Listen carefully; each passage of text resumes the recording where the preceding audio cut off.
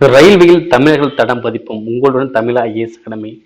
இன்னைக்கு ரயில்வேல இருந்து ஒரு முக்கியமான ஒரு அப்டேட் வந்து கொடுத்துருக்காங்க. என்ன அப்படின்னு பார்த்தீங்கன்னா, இந்த ஆண்டு வந்து 2வது நோட்டிஃபிகேஷன் வந்து பார்த்தீங்கன்னா technician grade 1 and technician grade 3. ஓகேவா?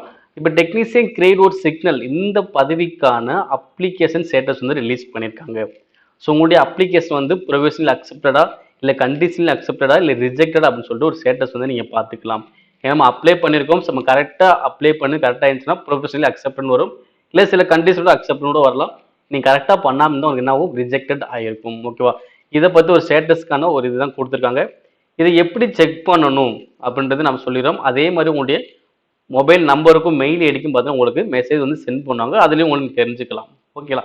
ஏன்னா இன்னைக்கு தான் அப்டேட் பண்ணுங்க, கண்டிப்பாக நீங்கள் நைட் இல்லை நாளைக்கு காலைக்குள்ளே பார்த்தீங்கன்னா உங்களுக்கு ஒரு மெசேஜாகவே உங்களுக்கு மொபைலுக்கு வந்துடும். நீங்கள் எந்த நம்பர் கொடுத்தீங்களோ அந்த நம்பர் கண்டிப்பாக வந்துடும். ஓகேவா? இது வந்து கிரேட் 1 சிக்னலுக்காக மட்டும்தான் இந்த அப்ளிகேஷன் கொடுத்துருக்காங்க. டெக்னீசியன் கிரேட் 3க்கு வந்து கிடையாது. அதே நான் சொல்லிடுறேன். ஓகேவா? ஓகே, இப்போ அதுக்கான அப்ளிகேஷன்ஸ் கண்டிப்பாக கொஞ்சம் நாளில் வந்து விட்டுருவாங்க. ஓகேவா? இந்த வெப்சைட்டை கிளிக் பண்ணீங்க அப்படின்னா உங்களுக்கு என்ன பார்த்தா லாகின் பேஜ் ஒன்று ஓப்பன் ஆகும். ஓகேங்களா? இப்போ கிளிக் பண்ணுறேன். ஸோ லாகின் பேஜ் வந்து இங்கே ஓப்பன் ஆகும். எல்லாரும் பார்த்தீங்கன்னா கண்டிப்பாக லாகின் ஐடி வச்சிருப்போம். ஓகேங்களா? ஸோ அந்த அப்ளைன்னு பார்த்தீங்களா, அதில் போயிட்டு ஆல்ரெடி ஹேவ் அக்கௌண்ட். ஏன்னா நீங்கள் அப்ளை பண்ணியிருந்தாலும் உங்களுக்கு கண்டிப்பாக ஒரு அக்கௌண்ட் வந்திருக்கும். ஏன்னா அனைத்து தேர்வுக்குமே ஒரு அக்கௌண்ட் தான். ஓகேவா? இப்போ ஆல்ரெடி ஹேவ் அக்கௌண்ட் அப்படின்னு சொல்லிட்டு கிளிக் பண்ணுங்க. நீங்கள் கிளிக் பண்ணதுக்கப்புறம் உங்களுக்கு இந்த பேஜ் மட்டும் ஓப்பன் ஆகும். இதில் உங்களுடைய மொபைல் நம்பர் இல்லை மெயில் அட்ரஸ், ஓகே, ரெண்டில் ஏதாவது ஒன்று கொடுத்துட்டு உங்களுடைய பாஸ்வேர்டை கொடுத்துட்டு I am not your robot இதை கிளிக் பண்ணிட்டு நீங்கள் லாகின் பண்ணீங்க அப்படின்னா உங்களுக்கு என்ன, உங்களுடைய இதுக்கு முன்னாடி என்னென்ன தேர்வுகள் அப்ளை பண்ணுங்களோ அனைத்தையுமே உங்களுக்கு காட்டும். இதில் ஏதாவது ஒரு தேர்வுக்கு அப்ளிகேஷன் ஸ்டேட்டஸ் வந்து அதையும் உங்களுக்கு காட்டும். ஓகேவா? ஸோ அது லாகின் பண்ணதுக்கப்புறம் பார்த்தீங்க அப்படின்னா உங்களுக்கு 3 இது காட்டும். அதில் ஃபர்ஸ்ட் ஜென்ரல் இன்ஸ்ட்ரக்ஷன் இருக்கும், ஆன்லைன் அப்ளிகேஷன் இருக்கும், அப்ளிகேஷன் ஹிஸ்ட்ரி 3வது இருக்கும். இந்த ஆன்லைன் அப்ளிகேஷன் ஹிஸ்ட்ரியில் போய் பார்த்தீங்கன்னா உங்களுக்கு தெரியும் நீங்கள் எந்த தேர்வுக்கு அப்ளை பண்ணிருக்கீங்களோ அதுக்கான பதவி எண். ஓகேவா? பதிவு எண் இருக்கும். அதே பார்த்தீங்கன்னா அந்த போஸ்ட் நேம் என்ன போஸ்ட்க்கு நீங்கள் அப்ளை பண்ணியிருக்கும். அடுத்து வந்து பார்த்தீங்கன்னா ஸோ நீங்கள் பேமெண்ட் பண்ணது உங்களுடைய அப்ளிகேஷன் எல்லாமே நீங்கள் பார்த்துக்க முடியும். அதே மாதிரி அப்ளிகேஷன் ஸ்டேட்டஸ் ஃபஸ்ட்டே வந்திருக்கும் பாருங்கள். இந்த அப்ளிகேஷன் ஸ்டேட்டஸ் உங்களுக்கு கொடுத்துருப்பாங்க, ப்ரொவிஷனலி அக்செப்டட், இல்லை கண்டிஷனலி அக்செப்டட், இல்லை ரிஜெக்டட் கண்டிப்பாக உங்களுக்கு கொடுத்துருப்பாங்க. ஓகேவா?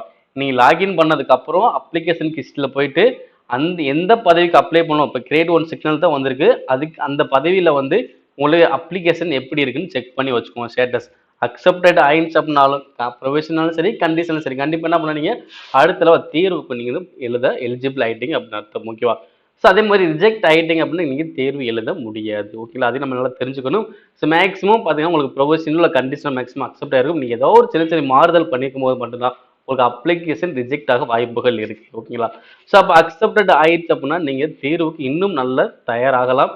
ஏன்னா இப்போ டிசம்பர் வரைக்கும் பார்த்தீங்கன்னா உங்களுக்கு வந்து ஏஎல்பி, ஆர்பிஎஃப்எஸ்ஐ, ஜேஇ, டெக்னீஷியன் கிரேட் 3 உங்களுக்கு இது மாதிரி எக்ஸாம்லாம் வர இருக்குல்ல. ஓகே, அதுக்காக உங்களுக்கு இப்போயே உங்களுக்கு என்ன பண்ண ஸ்டேட்டஸ் விட்டுட்டாங்க. இது மாதிரி ஒன் பை ஒன்னாக உங்களுக்கு வந்துடும். இப்போ ஜேஇக்கு முன்னாடி விட்டுட்டாங்க.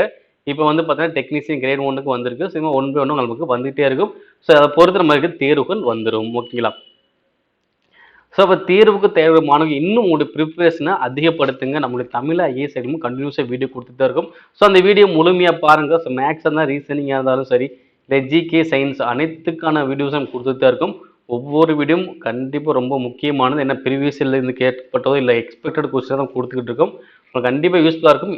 ரயில்வே தீர்வுக்கு வந்து நீங்கள் தயாராகினா கண்டிப்பாக நம்மளுடைய தமிழ் ஐஏஎஸ் எக்ஸாம் கண்டிப்பாக ரொம்ப ஹெல்ப்ஃபுல்லாக இருக்கும். ஸோ மறக்காமல் சப்ஸ்கிரைப் பண்ணி வச்சுக்கோங்க. நண்பர்களுக்கும் இந்த வீடியோ ஷேர் பண்ணி விடுங்க. நன்றி.